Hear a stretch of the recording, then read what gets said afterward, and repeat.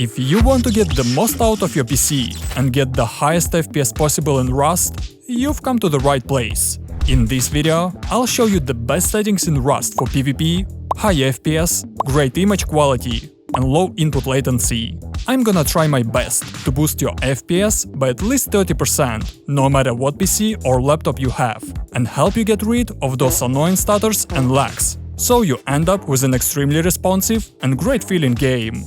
Also, I've included timestamps in the description below, so you can skip ahead or go back to any step of optimization. With that said, make sure to hit that like button below, subscribe to the channel, and check out Rust Clash. Rust Clash is a platform in the Rust community, known for their case battles and a bunch of different game modes, where you can face off against other players in intense PvP openings. They also have a bunch of different game modes, like Tiles, Plinko, Mines, Crash, and the classic Upgrader, each with their own style and pacing. Whether you're uncovering tiles, watching the multiplier climb, or chasing a 10,000x Plinko ball, there's always action. And now, let's get back to the video.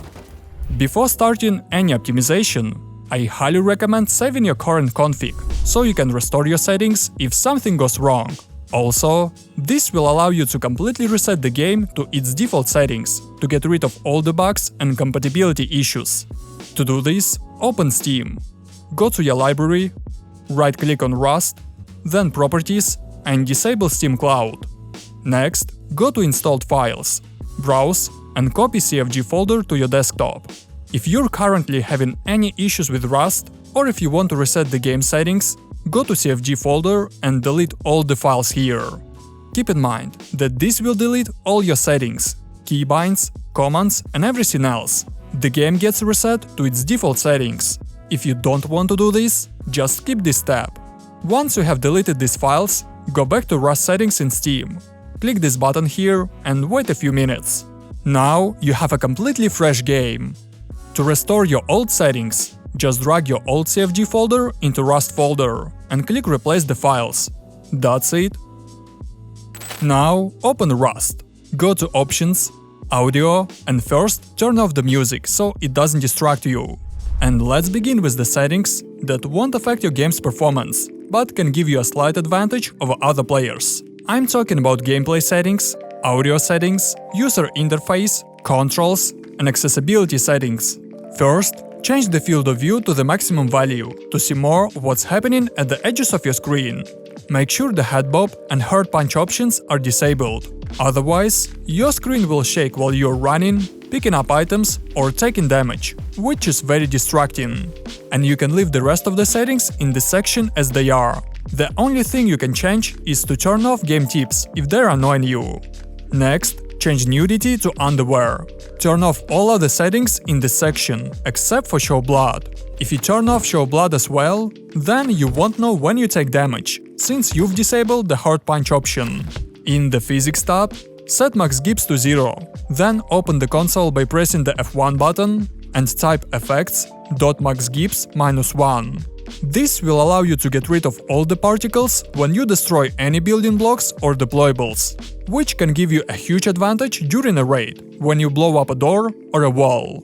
If max gips is set to the maximum value, you won't be able to see what's inside the base for a while. If this value is set to -1, you'll be able to see what's inside immediately. And finally, disable both RGB settings. In the Audio tab, just be sure to put the master volume higher than the game sounds volume to hear headshots with bass boost.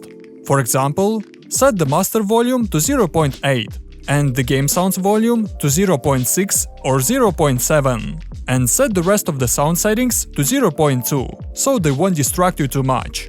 In the User Interface tab, you need to change only a few settings. First, lower the user interface scale, so it doesn't take half of your screen. Change the crosshair to whatever you want, I prefer a dot, and enable hide text while in ADS. This setting moves the text while you're aiming, which is really helpful. In the Controls tab, don't touch anything except the mouse sensitivity and aiming mouse sensitivity. The simplest and most universal option is to set the aiming sensitivity to double the normal mouse sensitivity. For example, I set the mouse sensitivity to 0.4 and the aiming sensitivity to 0.8. using 800 dpi. This makes it easy for me to control the recoil of any weapon and make large flicks without having to move the mouse across the entire table. And finally, in the Accessibility tab, change the tree marker color to orange. This will allow you to farm trees at night. Now, let's move to the Screen tab. If you have a balanced CPU and GPU combo, or if you have a 2K or 4K screen, select the highest resolution possible. If you have a really good CPU and a bad or average GPU, or if you have a 1080p screen, you can try to lower your resolution to 1600 by 900. This will instantly boost your performance by at least 50 FPS, and the image quality will be almost the same. Even if you have a good GPU, make sure to try this trick. I mean, who wouldn't want almost 50 FPS for free? Also, make sure the screen mode is set to full screen. Set the FPS limit to the refresh rate of your monitor. This will allow you to get rid of stutters and breaks in image display, making your game much smoother and more stable. Turn off VSync, as this setting just locks your FPS. Limit FPS in background, turn off, and limit FPS in menu, turn on. I don't think you want to watch videos in the main menu at 200 FPS. 60 will be enough. Now, let's move on to the Graphics tab, where all the magic will happen. Set the render scale to 1. If you set it to the minimum value, your game will look terrible. If you are a true PvP chat who needs every FPS possible, set the shader level option to the minimum. In this case, you will have to sacrifice image quality for a 5% increase in FPS, and in most cases, it's really worth it, especially if you have a bad PC. For other players, just set the value to 3. This will make the textures look more beautiful. Turn off Nvidia DLSS and Nvidia DLIA. Enable Nvidia Reflex mode to reduce input latency. And disable Nvidia Reflex latency marker. Set the pixel light count, max shadow lights, and particle raycast budget to the minimum values. These settings are related to ray tracing. However, they are not working at the moment, so just turn them off. Next, you can enable soft particles. This setting removes the glow around the fire to make the image sharper, and it doesn't affect your FPS. And make sure to disable clouds.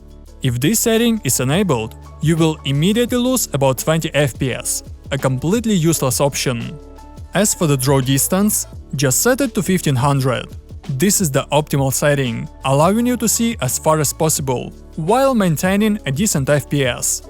Water reflections. This setting affects all water in the game, including ocean, lakes, rivers, oases, and storms, and it consumes a lot of FPS, so make sure to disable it. Water quality. This setting only affects water in the ocean, but it also consumes a lot of FPS, so disable it as well. Grass displacement. Always enable this setting. This will make it a lot easier for you to find weapons and other items in the grass, a very useful setting that doesn't reduce your FPS at all. Precise terrain billboards. To be honest, I still have no idea what this setting does, so just disable it. Texture quality. If you want the highest FPS possible for PvP, or if you have a really bad GPU, select quarter resolution, as this is the optimal value based on my testing. In all other cases, just use half resolution to improve image quality. It won't lower your FPS too much, but the textures will be way more realistic. Anisotropic filtering mode and level. Just turn off these settings and forget about them. Parallax mapping setting also doesn't work in the game and lowers your FPS, so make sure to disable it. And finally, graphics quality section. Set the shadow quality to medium. Next, press F1 and type graphics.shadowmod2 into the console. This is the best setting for shadows in the game. It won't reduce your FPS too much and will make the shadows look sharp and natural. However, if you have a really bad GPU with less than 4 GB of memory, just set shadows to low. Set the decor quality, grass quality, and terrain quality to 0. These 3 settings can give you an advantage in some situations if they are turned off. Max tree meshes and tree quality are 2 settings that work together. Set the tree meshes to 100 and tree quality to 125. In this case, you will get the best image quality without losing too much FPS. Otherwise, if you set the settings to the minimum, the trees will look terrible. But again, if you have a really bad GPU, just set both of these settings to minimum values. Set the object quality to 100. This will allow you to see through that wig and will also make the textures of building much better. Load bias set to 1.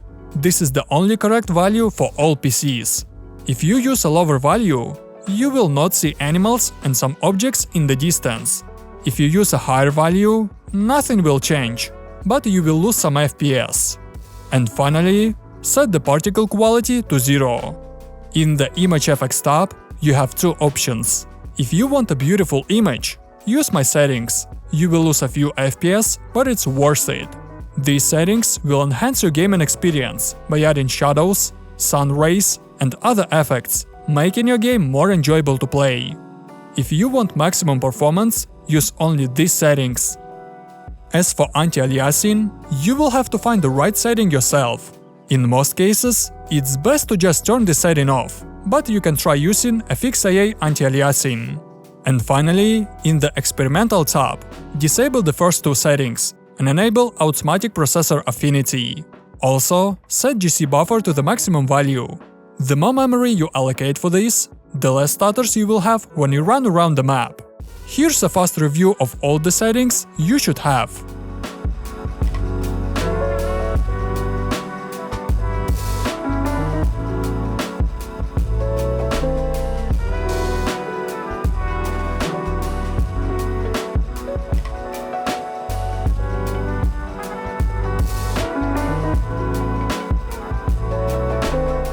Now, let's optimize your system and GPU. Press Windows plus R buttons and type %temp%. These are all the temporary files your system stores. You should clean this folder at least once a month. Just press Ctrl plus A and click Delete. And do the same with your recycle bin to keep your system clean. Next, right-click on your PC and open Properties. Go to Advanced System Settings, open Performance Settings, go to Advanced Settings, and change the virtual memory size. If you have 32 gigs of RAM, you need to write the same amount of memory, or 2 times as much. You can see the exact values on the screen, and I also leave them in the description below, so you can copy them. Once you have the exact number, type it in these boxes and save your settings. You don't have to do this for other drives, but if you have some free space, you can add more memory. It might help get rid of lags and stutters. Next, go to the search bar and type in Graphics Settings. Turn off this option. Add Rust into Graphics Performance Preference, here's the path for it. Go to Options and select High Performance and click Save. Next, go to Game Mode Settings. Turn on the game mode, then go to the game bar and turn off everything here. And do the same with captures. And of course, don't forget to disable mouse acceleration. To do this, type Mouse Settings in the search bar. Open Additional Mouse Settings, go to Pointer Options, uncheck this box and click Apply. Now, open the Nvidia Control Panel. On the first tab, pull the slider to Performance instead of Quality. On the second tab, it's not necessary to change all the settings. First, find OpenGL Rendering GPU and select your graphics card. Next, find Power Management mode and select Prefer Maximum Performance. And that's it. I don't recommend changing anything in the program settings, as this will just duplicate the game settings, so it's useless. Just leave everything at default here. And finally, the most important tab. Here you need to select full screen, then GPU scaling instead of a display, and make sure this box is checked. Also, go down and make sure you have the highest possible refresh rate, and click Apply to save all these changes. The system optimization is almost done. For the last step, you should check for Windows and Nvidia updates. To do this, press Start button, go to Settings, and open Windows Update. Here you need to check for the latest updates, and if necessary, install them and reboot your PC. Once you have done this, click the Pause Updates button a few times. In this case, Windows will not automatically install updates without your permission, which can be annoying, especially if it happens during gameplay and causes a drop in FPS. And finally, update your Nvidia driver. To do this, type Nvidia in the search bar, then click Drivers and hit Download if you have a driver available. That's all the settings you need to change. Now just save everything and reboot your PC.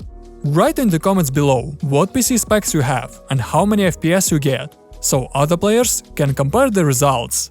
I'll leave the links to my PC specs and peripherals in the description below, so you can check them out. Also, if you want to learn even more about Rust, then in this video I'll break down 6 reasons why your aim sucks, along with the exact steps to instantly fix that.